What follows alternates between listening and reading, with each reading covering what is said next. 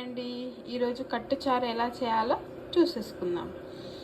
అంటే మనకి ఫీవర్ వచ్చినప్పుడు కానీ ఏమి తినబుద్ధి కానప్పుడు ఇలా సింపుల్గా ఈజీగా డైజెస్ట్ అయ్యే చారు. ఓకేనా, ఇది మా అమ్మమ్మ స్టైల్లో చిన్న ఉన్నప్పుడు బాగా చేసి పెట్టేది. మాకు ఫీవర్ ఉన్నప్పుడు కానీ జలుబు ఉన్నప్పుడు కానీ ఏమి తినాలనిపించినప్పుడు ఈజీగా సింపుల్గా అయిపోతుందండి. మన కందిపప్పు, ఒక చిన్న గ్లాస్ కందిపప్పు, పచ్చిమిర్చి, ఎల్లిపాయలు ఇందులోనే దంచి వేసేసుకోవాలి. కొంచెం పసుపు వేసుకొని ఉడికించుకోవాలి.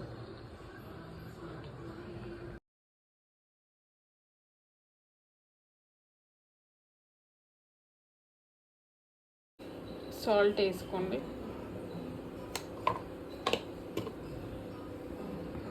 ఇప్పుడు మనకు పోపుకి దంచి పెట్టుకున్న వెల్లుల్లి, ఎండుమిరపకాయలు, క్యూమిన్ సీడ్స్, మన ఆవాలు, ఇంకా ఎండుమిరపకాయలు తీసి పెట్టుకోండి. దాని తర్వాత కరివేపాకు, కొత్తిమీర కూడా వేసుకోవచ్చు. కాంబినేషన్ చాలా బాగుంటుంది.